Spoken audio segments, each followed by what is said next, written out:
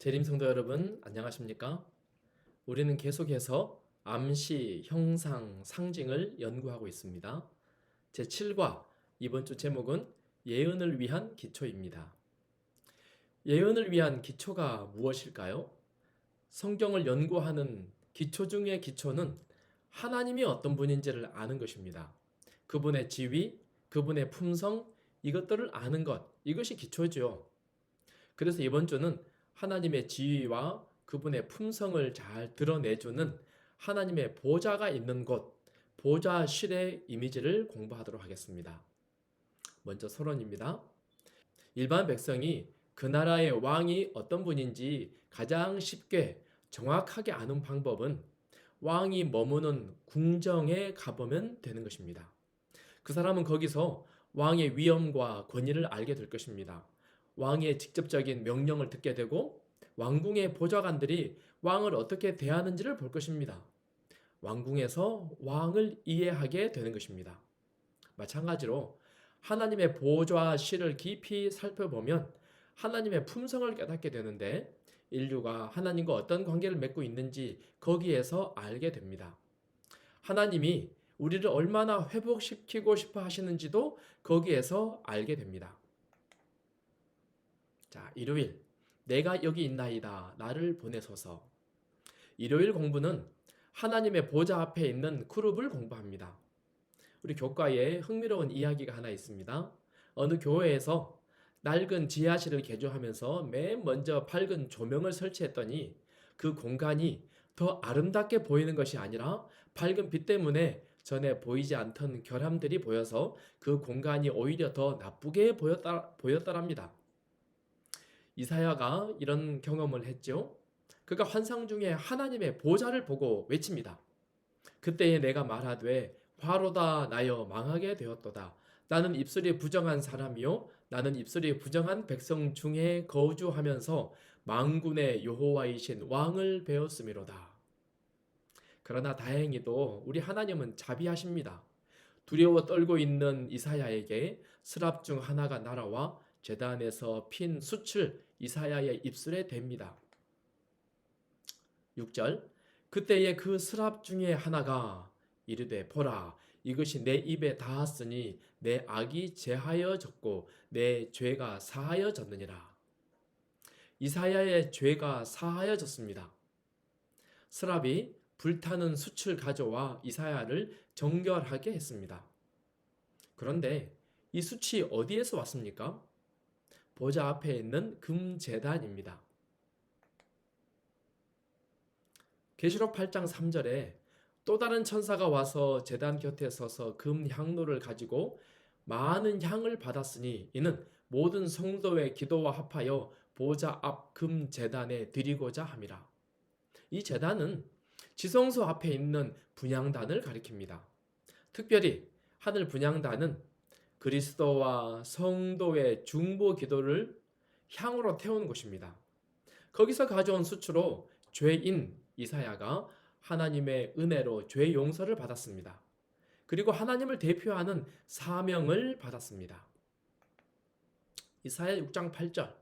주께서 이르되 내가 누구를 보내며 누가 우리를 위하여 갈고 하시니 그때에 내가 이르되 내가 여기 있나이다 나를 보내소서. 이사야가 하나님의 보좌를 경험하자 하나님의 사람이 되었습니다. 그리고 하나님의 사명을 맡은 자가 되었습니다. 자, 그렇다면 이사야의 입술에 숯을 가져온 이 스랍은 누구입니까? 스랍이란 성경에 딱 한 번 여기에만 나오는 단어입니다. 그리고 그 뜻은 불타는 자들이라고 하는 것입니다. 그런데 훗날 예수님께서 요한을 두고 이렇게 말씀하십니다. 요한복음 5장 35절. 요한은 켜서 비추이는 등불이라. 그런데 이 말씀의 다른 번역은 새 번역에는 이렇게 말하죠. 요한은 타오르면서 빛을 내는 등불이었다. 침례 요한은 죄인이었습니다. 하지만 불타는 등불이 되어 사람들을 예수님께로 인도하였습니다. 그러자 예수님은 그 사람들에게 하늘 아버지의 영광을 완전하게 드러내 주셨습니다. 침례 요한이 불타는 자, 곧 예수님 앞에 서 있는 스랍이었습니다. 하나님은 종종 하늘 스랍이 하는 일을 죄인인 선지자들에게 맡기십니다. 이들은 비록 연약한 죄인들이지만 불타는 등불이 되어 사람들을 예수님께로 인도합니다. 하나님의 사람이 전도하는 일을 한다면 이것은 불타는 일, 곧 하늘 스랍이 하는 일이라는 것입니다. 얼마나 큰 특권입니까? 우리 모두가 이 스랍의 역할을 잘 감당할 수 있으면 참 좋겠습니다. 자, 월요일 두 그룹. 창세기 3장 24절. 이같이 하나님이 그 사람을 쫓아내시고 에덴 동산 동쪽에 그룹들과 두루 도는 불칼을 두어 생명나무의 길을 지키게 하시니라. 아담 하와가 범죄하자 하나님께서 이들을 에덴 동산에서 내쫓으시고 동산 동쪽에 그룹들과 불칼을 두어 그곳을 지키게 하셨습니다. 에덴 동산은 얼마 동안 이 땅에 있었습니다. 믿음의 사람들은 동산 문 앞에 와서 예배를 드림으로 장차 여자의 후손이 와서 그들을 다시 저 안으로 들어가게 할 것이라 라고 하는 회복의 약속을 굳게 붙잡았습니다. 부조와 선지자 62쪽에 보면 타락한 인류는 그들의 출입은 지키는 천사들에 의해 차단당했다. 그룹 천사들이 지키는 낙원의 문에는 하나님의 영광이 나타났다. 아담과 그의 아들들은 하나님께 예배하기 위해 그곳에 나아왔다. 창세기 3장 24절에 보면 하나님께서 동산 동쪽에 그룹들과 불칼을 두어라고 말합니다.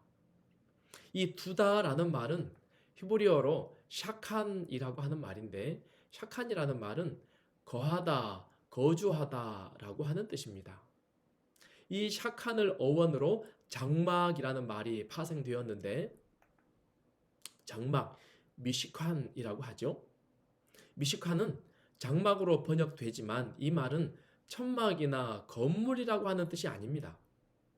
하나님이 계시는, 하나님이 임재하시는 곳이라고 하는 뜻입니다.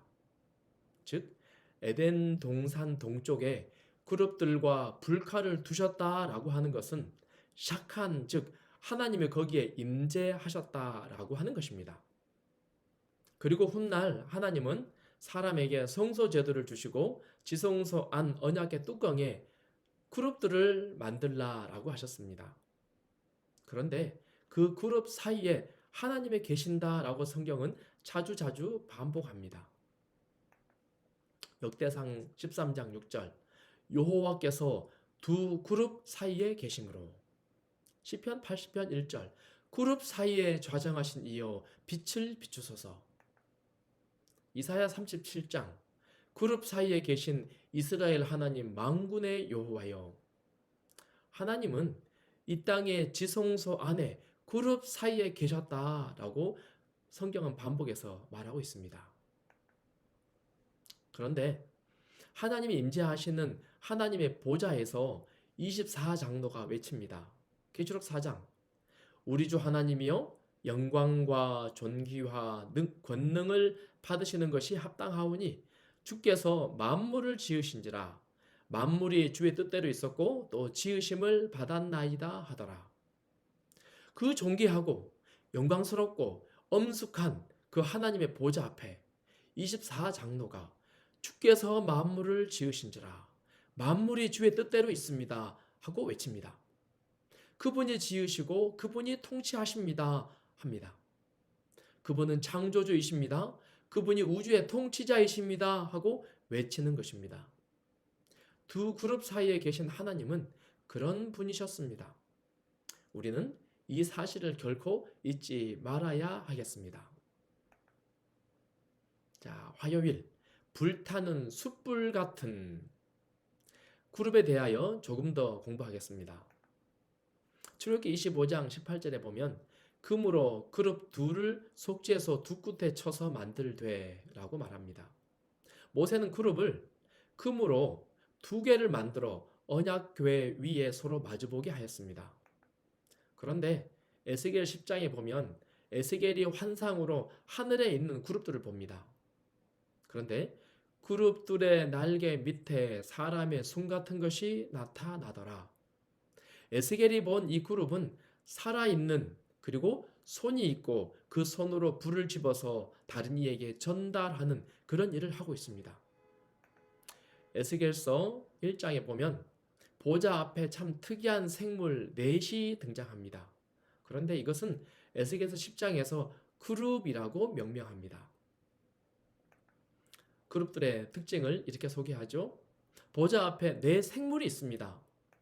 그런데 이 네 생물들은 각각 네 얼굴과 네 날개를 가지고 있다라고 소개합니다.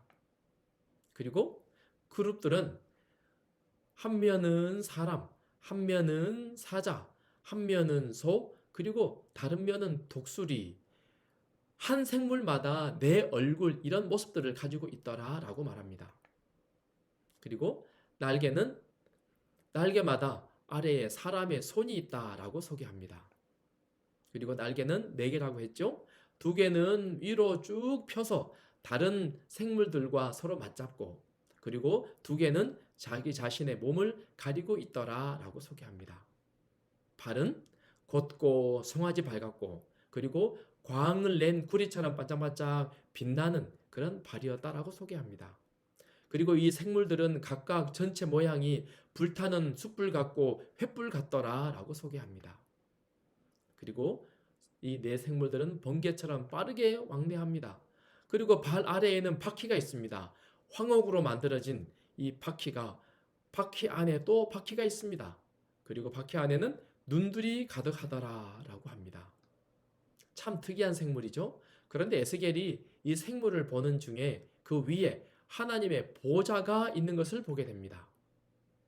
에스겔서 1장 26절, 그룹 그 머리 위에 있는 궁창 위에 보좌의 형상이 있는데 그 사방 광채의 모양은 비오는 날 구름에 있는 무지개 같으니 이는 여호와의 영광의 형상의 모양이라. 그가 보고 엎드려 말씀하시는 이의 음성을 들으니라. 그런데 이것은 신약의 요한이 본 환상과 너무너무 비슷합니다. 계시록 4장 7절, 그 첫째 생물은 사자 같고 그 둘째 생물은 송아지 같고 그 셋째 생물은 얼굴이 사람 같고 그 넷째 생물은 날아가는 독수리 같은데 네 생물은 각각 6날개를 가졌고 그 안과 주위에는 눈들이 가득하더라. 그들이 밤낮 쉬지 않고 이르기를 거룩하다 거룩하다 거룩하다 주 하나님 곧 전능하신 이여 전에도 계셨고 이제도 계시고 장차 오실 이시라 하고, 성경은 그룹들 사이에 하나님이 계시다고 했습니다. 그리고 이 그룹들은 하나님을 섬기는 존재로 하나님의 영광을 선포하도록 창조된 존재들입니다. 그들이 말하죠. 거룩하다 거룩하다 거룩하다. 사실 우리 인간도 그룹처럼 하나님의 영광을 선포하기 위해서 창조된 존재들입니다. 그렇다면 궁극적으로 우리는 하늘 보좌에 있는 그룹들과 같은 사명을 가진 존재입니다. 놀랍지 않습니까? 이 사명을 우리가 결코 잊지 않았으면 좋겠습니다. 하늘 보좌에 있는 불타는 숯불 같은 존재, 그룹이 우리와 같은 사명을 가졌습니다. 자, 수요일, 당신의 백성 가운데 계신 하나님.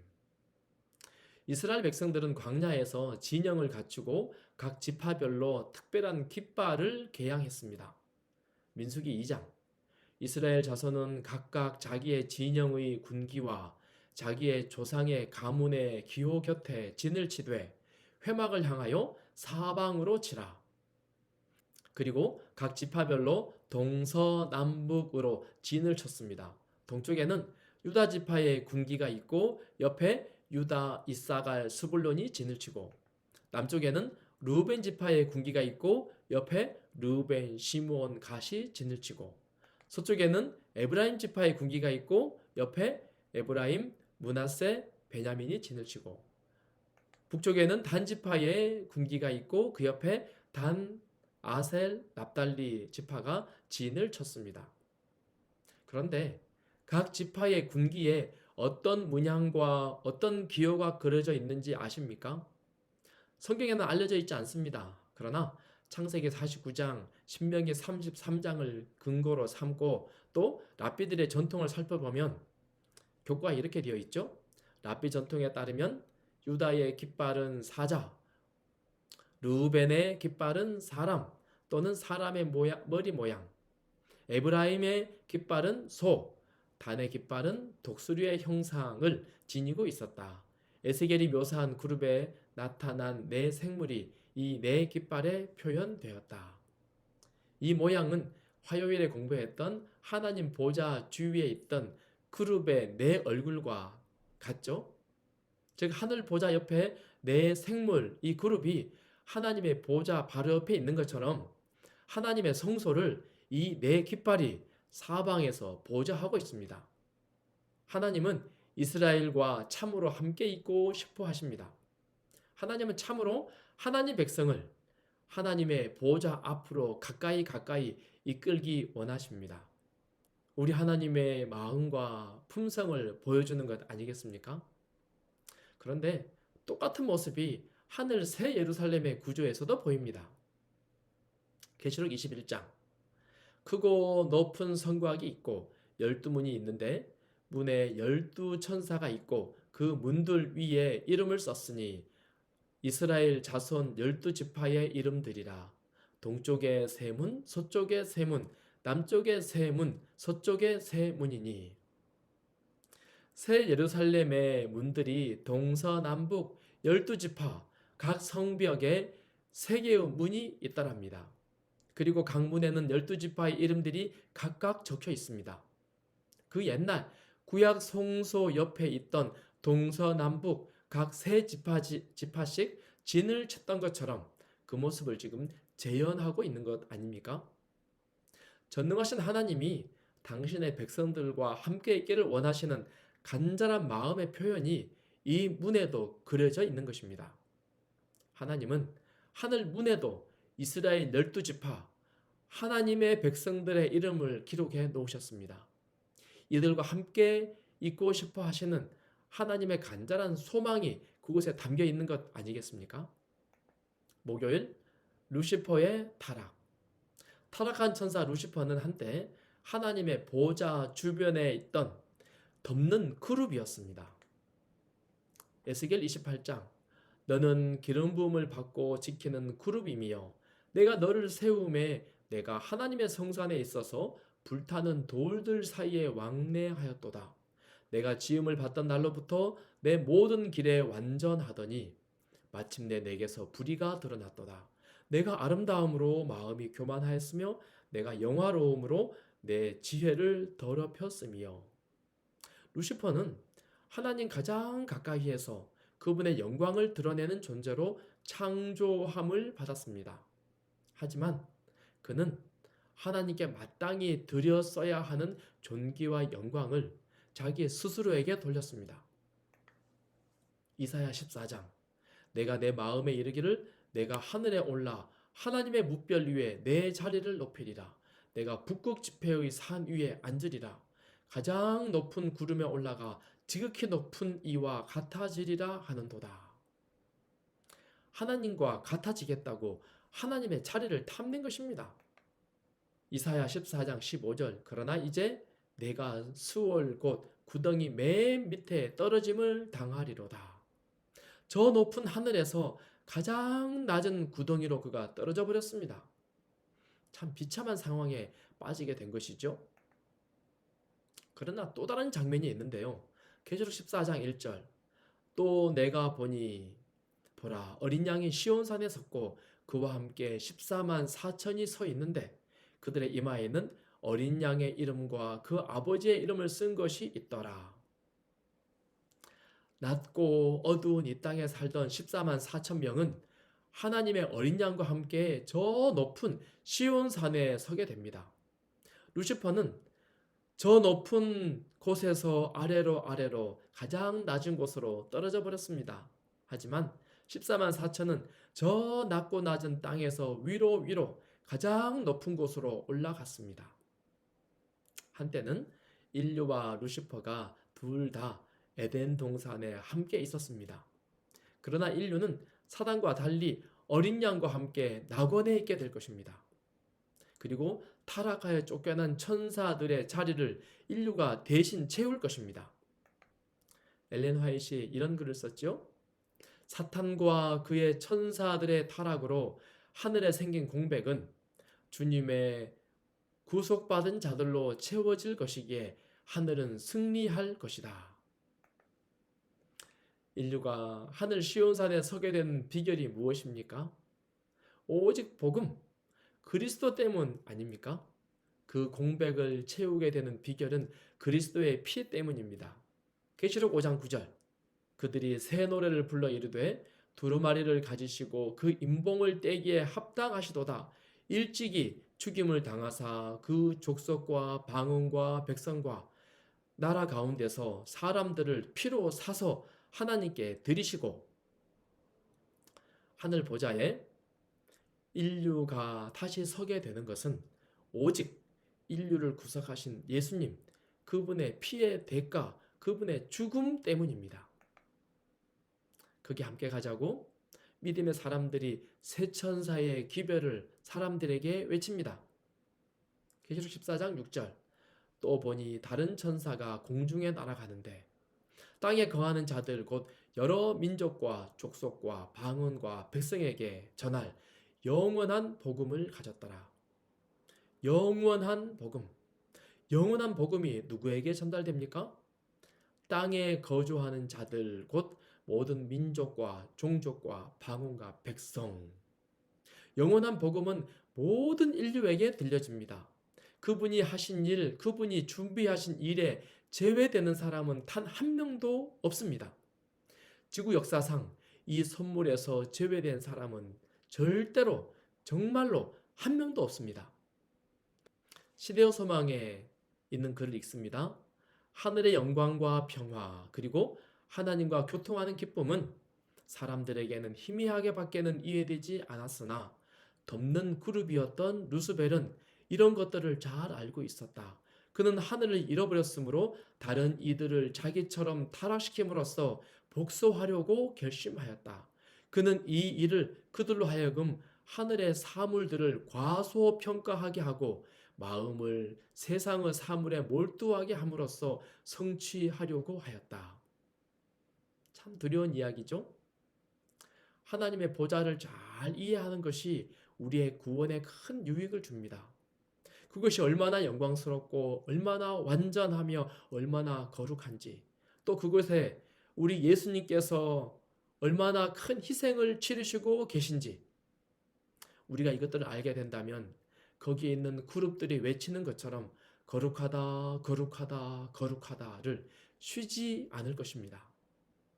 우리 모두가 하늘 보좌 옆에 모두가 다 서게 되기를 간절히 바라며 오늘 공부를 마치겠습니다. 감사합니다.